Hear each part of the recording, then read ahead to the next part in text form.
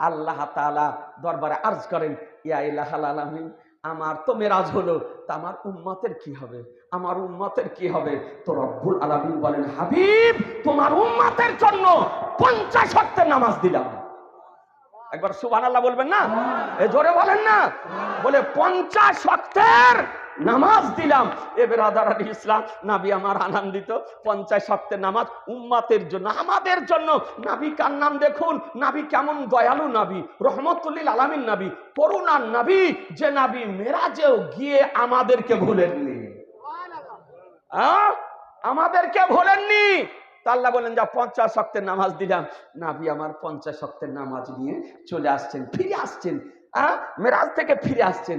ষষ্ঠ আকাশে হযরত মুসা কালিমুল্লাহ আলাইহিস সালাম অবস্থান করছেন, দেখা করার জন্য আসলেন। তো বলছে, ইয়া নবী আল্লাহ, আপনার উম্মতের জন্য কি নিয়ে আসলেন? একবার সুবহানাল্লাহ বলেন। উম্মতের জন্য তোফা কি নিয়ে আসলেন? তো বলছেন, হে মুসা কালিমুল্লাহ, আল্লাহ তাআলা আমার উম্মতের জন্য 50 ওয়াক্তের নামাজ দিয়েছে। তো হযরত মুসা আলাইহিস সালাম বলছেন যে, ইয়া রাসূলুল্লাহ, আমার অভিজ্ঞতার কথা বলছি, আমার তাজারবার কথা বলছি, আপনার উম্মত দুর্বল হবে, আপনার উম্মত 50 ওয়াক্তের নামাজ পড়তে পারবে না। তো একটু আল্লাহর দরবারে যান, গিয়ে একটু কম করে নিয়ে আসেন। এ মুসলমান, নবী কার নাম, পয়গম্বর কার নাম। আজকে ওসিলা হলেন হযরত মুসা কালিমুল্লাহ আলাইহিস সালাম। নবী আমার চিন্তা করে দেখলেন 50 ওয়াক্তের নামাজ সত্যি তো পড়তে পারবে না। আল্লাহ দরবারে গেলেন, যারপর আল্লাহ একটু নামাজ কম করে দিলে হতো। তো রব্বুল আলামিন বলেন, হাবিব তোমার উম্মতের জন্য 5 কম করে দিলাম, যাও। আল্লাহ জানেন না যে আমার বান্দা 50 ওয়াক্তের নামাজ পড়তে পারবে না? এই আল্লাহ জানেন না? জানেন না? জোরে বলতে হবে। জানতেন, কিন্তু তারপরও আল্লাহ 50 ওয়াক্তের নামাজ ফরজ করেছেন। তো নবী আমার আবেদন করলেন যে আল্লাহ একটু কম করে দেন। তো আল্লাহ তো 45 কম করে দিলেই পারতেন নাকি? তা না করে 5 কম করলেন। কয়? এই জোরে বলেন, কয়? কত? 5। ফিরে আসছেন, মুসা আলাইহিস সালাম বলছেন, ইয়া নবী আল্লাহ, কত কম হলো? বলে 5। বলে, ইয়া রাসূলুল্লাহ, আরেকবার যান, পারবে না তো পড়তে। আবার নবী ফিরে গেলেন। রাদা আল্লাহ বলে, হাবিব যাও, তোমার 5 কম করে দিলাম আরো। তাহলে কত হলো? 40। মুসা আলাইহিস সালাম বলছেন, ইয়া রাসূলুল্লাহ, আরেকবার যান, এত পড়তে পারবে না। আমাদের পক্ষ থেকে সুপারিশ করতেছেন কে? মুসা কালিমুল্লাহ আলাইহিস সালাম আমাদের পক্ষ থেকে সুপারিশ করতেছেন। এবার আদারানি ইসলাম, এ আসা যাওয়া আরম্ভ হলো। নবী যান আর আল্লাহ কম করেন, নবী যান আল্লাহ কম করেন, নবী যান আল্লাহ কম করেন, করতে করতে 45 কম হলো। সুবহানাল্লাহ বলা যাবে না? জোরে বলেন না? 45 কম হলো। নামাজের বাহানা ছিল, যে নামাজের বাহানা, নামাজ ফরজ করব, আর নামাজের বাহানাতে কম করার ওসিলাতে নবী আসবে, আল্লাহ নবীকে দেখবেন আর নবী খোদাকে দেখবেন। মুসলমান একদিক, আর দ্বিতীয় যখন আপনার 45 চলে গেল, তো আমার শাহানশাহে বেকার, মাদানিকে তাজদার, আহমদে মুক্তার, নবীকা সরকার, তুনু চাহানের মালিক ও মুক্তার নবী আমার বলেন, আল্লাহ 50 ফরজ করেছিলে, আল্লাহ 45 কম হলো, তো সওয়াবও কি কম হলো, নেকিও কি কম হলো? তা আল্লাহ তাআলা বলেন, হাবিব তোমার উম্মতের জন্য 50 ওয়াক্তের নামাজ ফরজ করেছিলাম, নামাজ কম করেছি, কিন্তু সওয়াব কম করিনি। এই 5 ওয়াক্তেরই নামাজ যদি পড়ে 50 ওয়াক্তের নামাজের সওয়াব পাবে। মুসলমান আর একটু জোরে, এ বেরাদার ইসলাম, এই নামাজ এনেছেন কে? জোরে বলেন, এই নামাজ এনেছেন কে? নবী। এই নামাজ নবী আমার 6 ওয়াক্তের পড়তেন।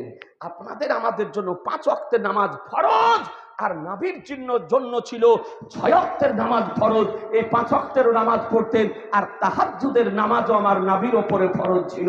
বলুন মুসলমান, যদি আমার নবী নামাজ নিয়ে আসার পর নবী যদি নামাজ পড়েন পাঁচের জায়গাতে 6 ওয়াক্তের ফরজ নামাজ, তবে নবীর উম্মত হয়ে, নবীর গোলাম হয়ে, নবীর আশিক হয়ে, নবীর চাহনেওয়ালা হয়ে, নবীর মান্যকারী হয়ে আমাদেরকে 5 ওয়াক্তের নামাজ পড়তে হবে না? হবে না? একটু জোরে বলেন। জি, পড়তে হবে। আমি অনুরোধ করে বলবো, রিকোয়েস্ট করে বলবো, বিনীত নিবেদন করব যে আপনি মুসলমান হিসাবে নবীকে যদি ভালোবাসেন, নবীর সঙ্গে মহব্বত যদি করেন, নবীকে যদি আপন করতে চান, নবীর শাফাত যদি গ্রহণ করতে চান, আজ থেকে অঙ্গীকার করুন যে 5 ওয়াক্তের ইনশাআল্লাহ নামাজ আদায় করব মুসলমান। জি, 5 ওয়াক্তের নামাজ আদায় করব। আপনাদেরকে বলতে চাই নামাজের কি গুরুত্ব আল্লাহর নবী সাল্লাল্লাহু তাআলা আলাইহি ওয়াসাল্লাম দিয়েছেন। এ বেরাদার, আজ দুঃখের বিষয়, ভাবতে অবাক লাগে, আমরা মাজার শরীফে যাই, আপনি মাজার শরীফে যান, আজকে জিয়ারতে যান, ওলির নিকটে যান, শবে বারাত করেন, মুহররম করেন, রবিউল আউয়াল করেন, শবে মেরাজ করেন, শবে কদর করেন, ফাতিহায়াস দান পালন করেন, জলসাও করেন, ওরুসও করেন, কিন্তু তার সঙ্গে সঙ্গে নামাজও পড়েন মুসলমান। বলুন ইনশাআল্লাহ, জোরে বলুন ইনশাআল্লাহ। এ বেরাদারান ইসলাম, নামাজ পড়া ফরজে আইন, সমস্ত ইবাদতের মধ্যে শ্রেষ্ঠ ইবাদত, আফজাল ইবাদত হলো 5 ওয়াক্তের নামাজ। জামা রাসূলুল্লাহ পড়েছেন, সাহাবীগণ পড়েছেন, তাবেঈনগণ পড়েছেন, তাবেঈন পড়েছেন, আউলিয়ায়ে কিরাম পড়েছেন, মাশায়েখে কিরাম পড়েছেন, আইম্মায়ে কিরাম পড়েছেন। আমাদেরকেও নামাজ পড়তে হবে। এ বেরাদার, আমাদের ইমামে আজম আবু হানিফা রাদিয়াল্লাহু তাআলা আনহু 40 বছর এশার ওযুতে ফজরের নামাজ পড়েছেন। সুবহানাল্লাহ, সুবহানাল্লাহ। এশার ওযুতে ফজরের নামাজ পড়েছেন, সারা রাত বিছানাতে পিঠখানা লাগাননি। এ বেরাদারান ইসলাম, আপনাদের আমাদের পীর, পীরানে পীর, দস্তেগীর, বড় পীর শাইখ আব্দুল কাদের জিলানী ও গিলানী রাদিয়াল্লাহু তাআলা আনহু 40 বছর এশার ওযুতে ফজরের নামাজ পড়েছেন। যদি গাউসে পাক যদি নামাজ পড়েন, ইমামে আজম যদি নামাজ পড়েন, তাহলে তার মান্যকারী হয়ে আমাদেরকে নামাজ পড়তে হবে না? হবে না? যুবক সকলকে বলি, ভাই, আপনি জালসা জুলুস করেন, ঈদে মিলাদুন নবী পালন করেন, মুহররম শবে বারাত পালন করেন, কিন্তু নামাজের সময় হলে নামাজ পড়তে হবে।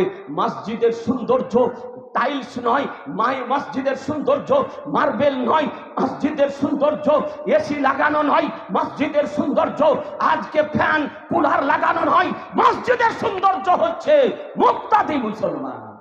মসজিদের সৌন্দর্য মুক্তাদি। আপনাকে 2-4টা হাদিস শরীফ শোনায়। আমার আল্লাহর নবী সাল্লাল্লাহু তাআলা আলাইহি ওয়াসাল্লাম কি বলেছেন বেরাদারান ইসলাম? আমার নবী পাক সাহেবে লাউলাক নামাজ সম্পর্কে 2টা হাদিস শরীফ শোনাবো। এই জোরে বলেন না, শোনাবো? রাজি আছেন? ইনশাআল্লাহ। মনে হয় আমার পরে পরে আরো বক্তা আছে, আর তারপরে বোধহয় তোহফার ব্যবস্থা আছে নাকি গো? খাবার আছে, সবাইকে দেবে? আলহামদুলিল্লাহ। জি, ইনশাআল্লাহ আপনারা খেয়ে যাবেন, সকলের জন্য, বেশি হোক আর অল্প হোক, নাকি বলছেন? এ বেরাদারান ইসলাম, তো খাবার জন্য তাড়াহুড়া করেন না। 2টা হাদিস শরীফ শোনেন। নামাজ সম্পর্কে আল্লাহর নবী কি বলেন? আবি হুরায়রা ক্বালা ক্বালা রাসূলুল্লাহ সাল্লাল্লাহু তাআলা আলাইহি ওয়াসাল্লাম রাআইতুম লাউ আন্না নাহরান বিবাবি আহাদিকুম ইয়াগসিলু ফিহি কুল্লা ইয়াউমিন খামসান হাল ইয়াবকা মিন দারানিহি শাইগুন ক্বালু লা ইয়াবকা মিন দারানিহি শাইগুন ক্বালা ফাযালিকা মাসালুস সালাওয়াতিল খামসা ইয়ামহুল্লাহু বিহিন্নাল খাতায়া। বলেন সুবহানাল্লাহ, জোরে বলেন সুবহানাল্লাহ। এ বেরাদার, হাদিসটি কোথায় আছে? বুখারী শরীফ 1ম খণ্ড পেজ নাম্বার 76, কিতাবুল মাওয়াকিতিস সালাহ। মুসলিম শরীফ 1ম খণ্ড পেজ নাম্বার 235, বাবু ফাদলিস সালাতিল মাকতুবা। মিশকাত শরীফ 57 পৃষ্ঠা, ভারতের প্রিন্ট এ হাদিস শরীফ বর্ণিত হয়েছে। হাদিসের বাংলা অনুবাদ শোনেন। হযরত আবু হুরায়রা রাদিয়াল্লাহু তাআলা আনহু হতে বর্ণিত। হাদিস বর্ণনাকারীকে নাম বলেন না? হযরত আবু হুরায়রা। হযরত আবু হুরায়রা কার নাম? যিনি রাতে দিনে 12,000 রাকাত করে নামাজ পড়তেন। কত রাকাত? জোরে বলেন। 12,000 রাকাত করে নামাজ পড়তেন। যে মুসলমান নবীকে দেখার পর, নবীর জিয়ারতের পর, নবীর সাক্ষাতের পর, নবীর মুলাকাতের পর আজকে 12,000 রাকাত করে নামাজ আদায় করতেন, তারই নাম হলো আবু হুরায়রা। কোন কিতাবে আছে? কিতাবটির নাম নওয়াদিরুল হাদিস। কিতাবটি রাইটার আল্লামা আব্দুল মুস্তাফা আজমি রাহমাতুল্লাহ আলাইহি সেই কিতাবের 33 পৃষ্ঠায় বর্ণনা করেছেন আবু হুরায়রা 12,000 রাকাত করে নামাজ আদায় করতেন। দ্বিতীয় কিতাবটির নাম ফতোয়া ফাইজুর রাসূল, 2 খণ্ডে বিভক্ত ভারতবর্ষের কিতাব। তার প্রথম খণ্ডে বর্ণনা করেছেন আবু হুরায়রা 12,000 রাকাত করে নামাজ আদায় করতেন। সেই আবু হুরায়রা হাদিস শরীফ বর্ণনা দিতেছেন যে রাসূলুল্লাহ সাল্লাল্লাহু আলাইহি সাল্লাম বলেন, বলে আচ্ছা তোমরা বলো, যদি কোনো মানুষের কারো দরজার সামনে দিয়ে যদি নদী প্রবাহিত হয়, আল্লাহর নবী বুঝাছেন। আল্লাহর নবী কার নাম? নবী আমার বলছেন, এই সাহাবীগণ বলো, তোমরা বলো, কারো বাড়ির সামনে দিয়ে যদি একটি নদী প্রবাহিত হয়, কি বলেন না, বলেন না, নদী নদী নদী প্রবাহিত হয়, আর সেই নদীতে প্রতিদিন যদি 5 বার করে গোসল যদি করে, তবে কি তার শরীরে কোনো ময়লা মাটি থাকবে? হ্যাঁ, নবী আমার জিজ্ঞাসা করছেন, একটু ভেবে দেখবেন এ যুবক, এ জওয়ান, একটু বোঝার চেষ্টা করো। আমার নবী বলতেছেন থাকবে। তো সাহাবাই কেরামগণ আরজ করেন, আবেদন করেন, ইয়া রাসূলুল্লাহ, এই অবস্থায় তার শরীরে কোনো ময়লা মাটি থাকবে না। কারণ কারো নদীর বাড়ির পার্শ্বে দিয়ে যদি নদী প্রবাহিত হয়, আর ওই নদীতে দিনে 5 বার করে গোসল যদি করে, তার শরীরে ময়লা মাটি থাকতে পারে না। তো আল্লাহর নবী সাল্লাল্লাহু তাআলা আলাইহি সাল্লাম বলেন, শোনো, এইরকমই অবস্থা, যে ব্যক্তি 5 ওয়াক্ত নামাজ আদায় করবে, তার জীবনে কোনো গুনাহ থাকতে পারে না। জোরে সুবহানাল্লাহ।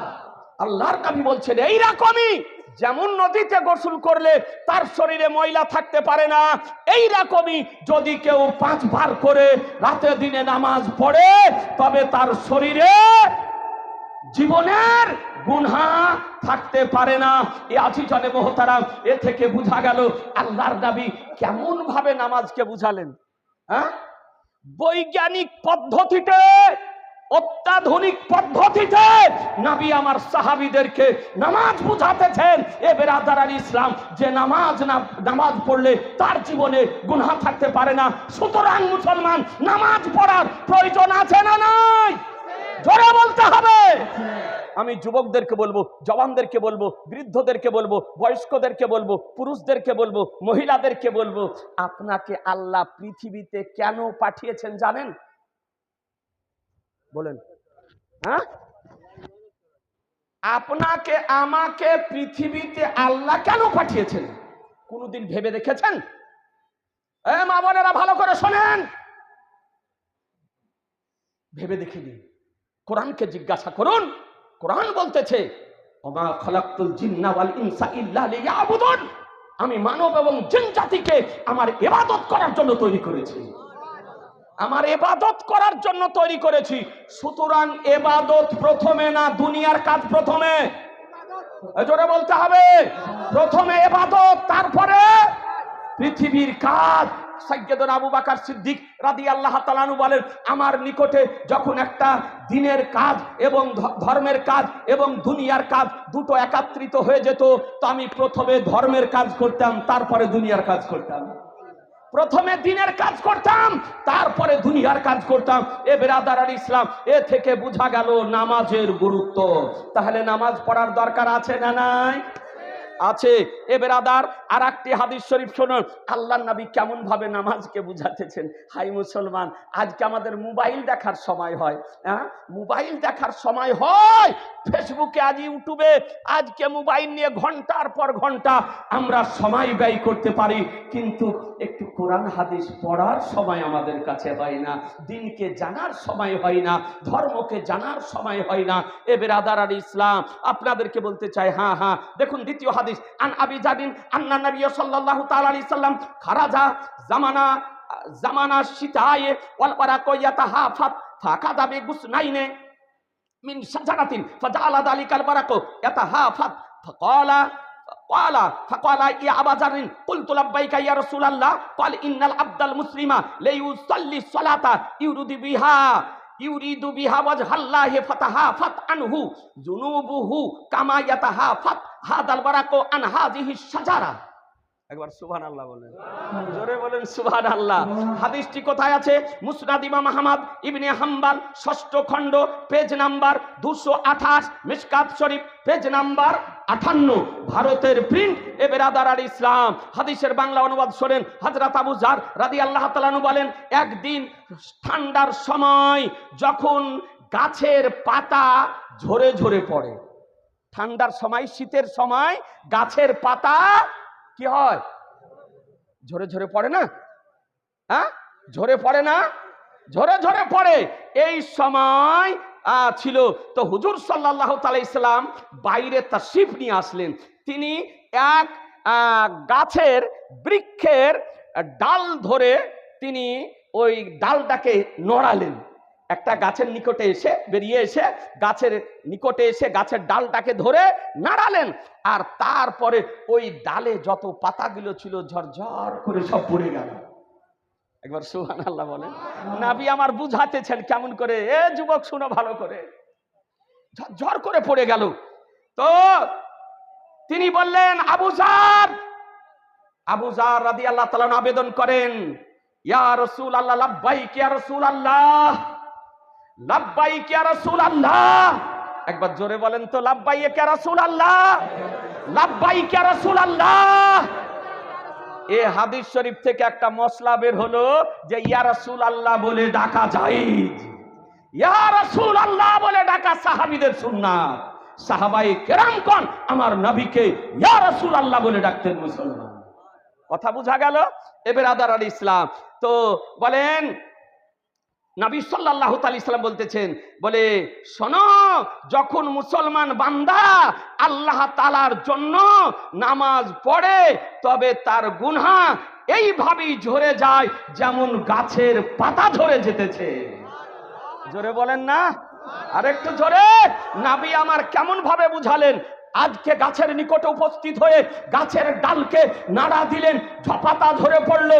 আবু যার রাদিয়াল্লাহু তাআলা আনহুকে বলেন, বলে শোনো, এইরকমই যখন আল্লাহর বান্দা 5 ওয়াক্তের নামাজ আদায় করে তো এইরকম পাতার মতনই তার জীবনের গুনাহগুলো ঝরে যায়। এ বেরাদারান ইসলাম, এ হলো আমার রাসূলুল্লাহ সাল্লাল্লাহু তাআলা আলাইহি ওয়াসাল্লামের উম্মতকে নামাজকে বুঝানোর পদ্ধতি। মুসলমান একটা মিসাল দিলেন, নদীর মিসাল, আর একটি মিসাল দিলেন আজকে গাছের পাতা ঝরার মিসাল।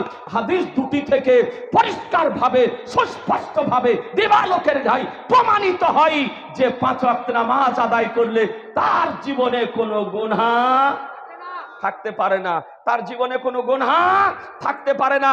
এই আজিজানে মোহতারাম, তাহলে আমাদের নামাজ পড়ার প্রয়োজন আছে না নাই? আর একটু জোরে।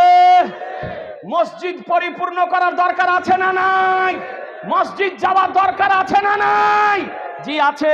এ বেরাদার আরেকটি হাদিস শরীফ শুনুন। আন আব্দুল্লাহ ইবনে আমর ইবনে আল-আস আনি নবী সাল্লাল্লাহু তাআলা আলাইহি সাল্লাম আন্নাহু যাকারা সালাহ ইয়াওমান ফাকালা মান হাফাযা আলাইহা কানাত লাহু নূরান ওয়া বুরহানান ওয়া নাজাতান ইয়াওমাল কিয়ামা ওয়া মান লাম ইউহাফিজ আলাইহা লাম তাকুন লাহু নূরান ওয়া লা বুরহানান ওয়া লা নাজাতান ফাকানা ইয়াওমাল কিয়ামা মা কারুনা ওয়া ফিরআউনা ওয়া হামানা উবাইয়া ইবনে খালদ। একবার সুবহানাল্লাহ বলেন। ভালো করে শুনেন। এ বেরাদারান ইসলাম, হাদিসটি কোথায় আছে? দারিমি শরীফে হাদিসটি বর্ণিত হয়েছে, বাইহাকি শরীফে হাদিসটি বর্ণিত হয়েছে, মুসনাদে ইমাম আহমদ ইবনে হাম্বলের 2য় খণ্ডের 357 পৃষ্ঠায় হাদিসটি বর্ণিত হয়েছে, মিশকাত শরীফের 58 পৃষ্ঠায় হাদিসটি বর্ণিত হয়েছে। ভারতের প্রিন্ট। হাদিসের বাংলা অনুবাদ শোনেন। আব্দুল্লাহ ইবনে আমর ইবনে আস রাদিয়াল্লাহু তাআলা আনহু বর্ণিত, তিনি বর্ণনা করেন, নবী করিম সাল্লাল্লাহু তাআলা আলাইহি সাল্লাম একদিন নামাজের আলোচনা করলেন। সাহাবীদের সামনে কিসের আলোচনা? এই জোরে বলেন, কিসের আলোচনা? নামাজের আলোচনা করলেন। তারপরে বলেন, শোনো, যে ব্যক্তি 5 ওয়াক্ত নামাজের পাবন্দি করে তো নামাজ তার জন্য নূরের কারণ হবে, তার ঈমান পূর্ণ হবে, পূর্ণ হওয়ার দলিল হবে, এবং কিয়ামতের দিন তার ক্ষমার একটা জারিয়া তৈরি হবে। অর্থাৎ যদি কোনো মানুষ নামাজের পাবন্দি করে তবে তার নূর, এ বেরাদারান ইসলাম, তার নামাজ হবে নূরের কারণ, তার ঈমান মুকাম্মাল হওয়ার দলিল হবে, কিয়ামতের দিন আল্লাহ ক্ষমা করবে, তার ওসিলা হবে। এ বেরাদার, আর যে ব্যক্তি নামাজের পাবন্দি করবে না, তার নূর, নামাজ নূরের কারণ হবে না, পূর্ণ ইমানের দলিল হবে না, আর তাকে ক্ষমারও কারণ হবে না। আর ওই কিয়ামতের দিন কারুন, ফেরাউন, হামান, উবাইয়া ইবনে খালফের সাথী হবে। তাহলে হাদিস শরীফ থেকে বুঝা কি গেল?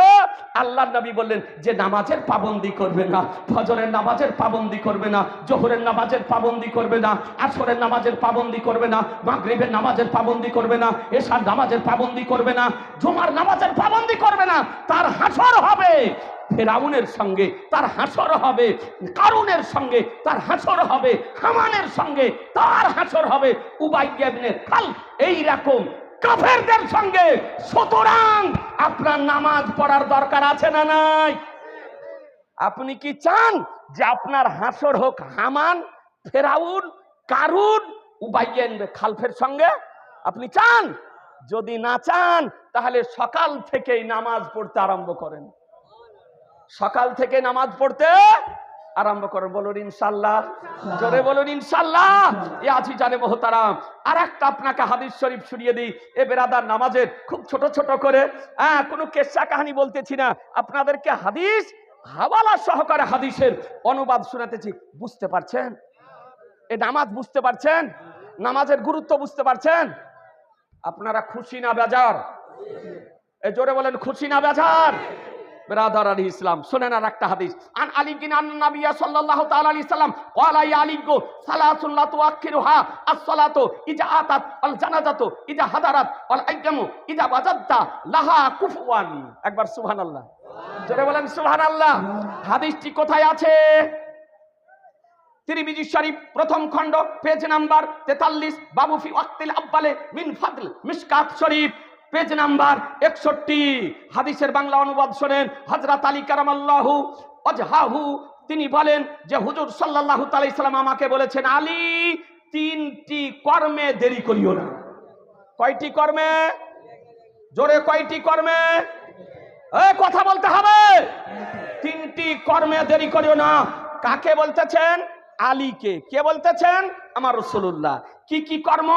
তো আমার নবী বলেন, শোনো, নামাজের সময় হলে নামাজ আদায় করে নিও, দেরি করিও না। নামাজের সময় হলে নামাজ আদায় করে নিও, দেরি করিও না। আর দ্বিতীয়, জানাজা যদি তৈরি হয়ে যায় তো জানাজা পড়াতে দেরি করো না। কি কি বললাম?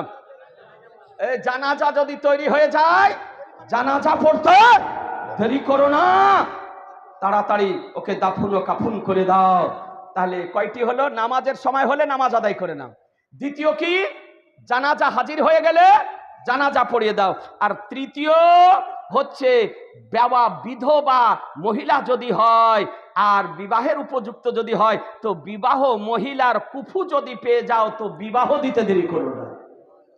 বিধবা মহিলার বিয়ে দিতে দেরি করিও না। তাহলে আল্লাহর নবী বলতেছেন, নামাজের সময় হলে নামাজ আদায় করে নিও, জানাজা হাজির হয়ে গেলে জানাজা পড়িয়ে দিও। আর বিধবা মহিলার বিবাহ যদি আসে, কুফু যদি মিলে যায়, তবে তাড়াতাড়ি বিবাহ দিয়ে দিও। ব্রাদারানি ইসলাম, আল্লাহ নবী জানিয়ে দিতেছেন। আচ্ছা, আর একটা হাদিস শরীফ আপনাকে শোনায়। আল্লাহ নবী কি বলতেছেন শোনেন। ব্রাদার, আমরা নামাজের গুরুত্ব বুঝি না। আল্লাহ নবী বলতেছেন, আন আমর ইবনে সুআইব আন জাদ্দিহি ক্বালা ক্বালা রাসূলুল্লাহ সাল্লাল্লাহু তাআলা আলাইহি সাল্লাম মুরু আওলাদাকুম বিস-সালাহ ওয়া হুম আবনাউ 7 সিনিনা ওয়া আদরিবুহুম আলাইহা ওয়া হুম আবনাউ 10 সিনিনা ওয়া ফাররিকু বাইনাহুম ফিল মাজাজি'। সুবহানাল্লাহ, জোরে সুবহানাল্লাহ। হাদিসটি কোথায় আছে?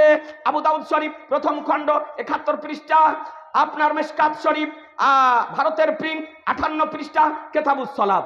আমর ইবনে সুআইব রাদিয়াল্লাহু তাআলা আনহু নিজ দাদার নিকট থেকে রিওয়ায়াত করেছেন। তিনি বলেন যে হুজুর সাল্লাল্লাহু আলাইহি সাল্লাম বলেছেন, যখন তোমাদের বাচ্চার বয়স 7 বছর হবে তো তাদেরকে নামাজ পড়ার হুকুম করো।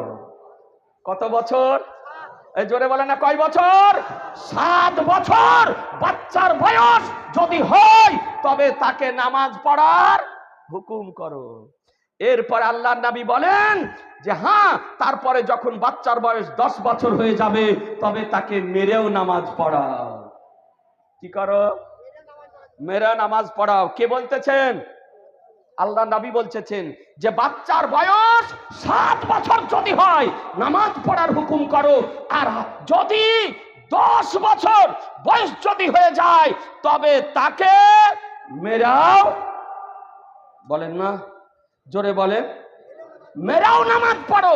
আচ্ছা, এখন আর বাপ যদি বেনামাজি হয় তো আর ছেলেকে নামাজ পড়ার হুকুম করতে পারবে? আর ছেলেকে মারতে পারবে? জি না মুসলমান, আপনাদেরকে বলি আল্লাহ নবী বলেছেন 7 বছর হলে নামাজের হুকুম করো, 10 বছর হলে ওকে মেরাও নামাজ পড়াও। আর কি করো? তার জন্য তার বিছানাটাকে আলাদা করে দাও। 10 বছর বয়স যদি হয় তো ওই বাচ্চাকে নিয়ে বিছানাতে ঘুমায় না, ওর জন্য বিছানাটা আলাদা করে দাও। কে বলেছেন? আমার রাসূলুল্লাহ। কে বলেছেন? আমার রাসূলুল্লাহ। ইয়া আজিজানে মুহতারাম, আপনাদেরকে বলতে চাই, হ্যাঁ হ্যাঁ, আজকে এ নবী পাক সাহেবে লাউলাক সাল্লাল্লাহু তাআলা আলাইহি ওয়াসাল্লাম জানিয়ে দিলেন যে 10 বছর হলে নামাজ পড়ার জন্য মারতে যদি হয় তো মারো। এ বেরাদার, এই গুরুত্বপূর্ণ নামাজ, এ বেরাদার, এই নামাজ আপনাকে নিজে পড়তে হবে, আর তারপরে বাচ্চাকে নামাজি বানাতে হবে, ছেলেকে নামাজি বানাতে হবে, মেয়েকে নামাজি বানাতে হবে, স্ত্রীকে নামাজি বানাতে হবে, বৌমাকে নামাজি বানাতে হবে।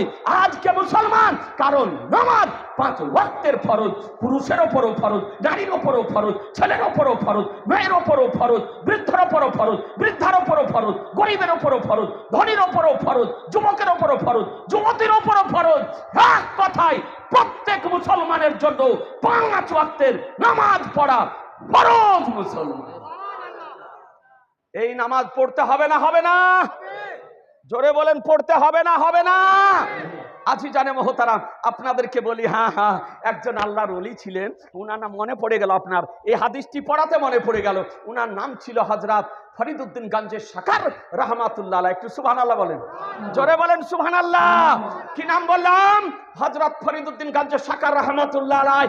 আমরা আল্লাহর ওলিদেরকে মানি না? মানি না? জোরে বলেন, মানেন? একটু হাত তুলে দেখেন দেখি। মানি। ব্রাদারান ইসলাম, আমরা কি মনে করি? আল্লাহর প্রিয় বান্দা বলে তাদেরকে মান্য করি নাকি? তাদের প্রিয় বান্দা বলে তাদেরকে মান্য করি, আল্লাহ ওয়ালা বলে মান্য করি।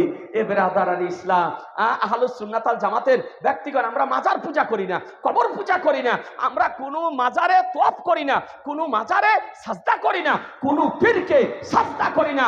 কারণ শরীয়তের বিধান বলে আল্লাহ ব্যতিরেকে অন্য কাউকে সাজদা করা হারাম লেখা আছে মুসলমান। কোন মাজারে সাজদা করা হারাম, কোন পীরকে সাজদা করা হারাম। এ বেরাদার, হাদিসের আলোকে, কোরআন শরীফের আলোকে, হাদিসের আলোকে, ইজমার আলোকে, কিয়াসের আলোকে খোদা ছাড়া পৃথিবীর কাউকে সাজদা করা, একটু জোরে বলতে হবে, আরে একটু জোরে, হারাম। সাজদা করা চলবে না, চলবে না, চলবে না। এ বেরাদার, কিছু মানুষ আছে তারা মশলা মশাইল জানে না, হয়তো মাজারে গিয়ে মাথা আপনার রেখে দিল। এ বেরাদারান ইসলাম, কোন পীরের নিকটে গিয়ে আপনার মাথা রেখে দিল, ও পীরও হয়তো মশলা বুঝে না, ওর পীরও হয়তো মশলা বুঝে না।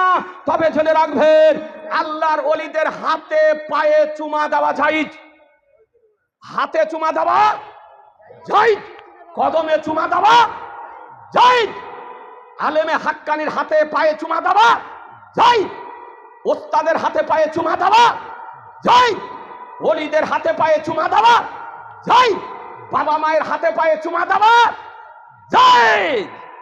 কিন্তু তাই বলে কোন পীরকে সাজদা করা, জোরে বলতে হবে, যে হলো না, একটু হাত তুলে বলতে হবে, কোনো পীরকে সাজদা করা যাবে না। এ বেরাদার ইসলাম, আপনাদেরকে বলতে চাই কোনো মাজারে সাজদা করা যাবে না। কোনো মাজারে যদি জিয়ারতে যান পায়ের দিক দিয়ে প্রবেশ করবেন। আমার সরকারে আলা হযরত বলেন পায়ের দিক দিয়ে প্রবেশ করে কাবার দিকে পিঠ করে মাইয়াতের দিকে মুখ করে 4 হাত দূরে দাঁড়িয়ে আদব সহকারে ফাতিহা পড়ে জিয়ারত করে সাহেবে মাজারের ওসিলা দিয়ে খোদার দরবারে দোয়া করে আপনি মাজার শরীফ থেকে বেরিয়ে আসবেন। আমার আলা হযরত বলেন মাজারে চুমা দিও না, মাজারে বুসা দিও না, মাজারে মাথা রেখো না, মাজারে চপ তপ করিও না। এটাই আহলুস সুন্নাত ওয়াল জামাতের চূড়ান্ত সিদ্ধান্ত। মুসলমান, কথা বুঝা গেল? এ বেরাদার ইসলাম, আপনাদেরকে বলতে চাই, হ্যাঁ ফরিদউদ্দিন গঞ্জে সাকার রহমাতুল্লাহ আলাইহ যদি কোনো বক্তা কোনো মুল্লি এই আপনার পীরের মাজারে যেতে, পীরের নিকটে যেতে বাধা যদি দেয়, বারণ যদি করে, তো ওর বাধা শুনবেন? জোরে বলেন না? বাধা শুনবেন, ওর দলে যাবেন, ওর বক্তব্য শুনবেন, মোবাইলে শুনবেন, ওকে জালসার জন্য আনবেন। জিনা মুসলমান, এই বর্ধমান পার্শ্ববর্তী এলাকা আমাদের বর্ধমানে এক ভুঁইফোড় মুন্সি বক্তা বেরিয়েছে, দাড়িবিহীন ভুঁইফোড় আগা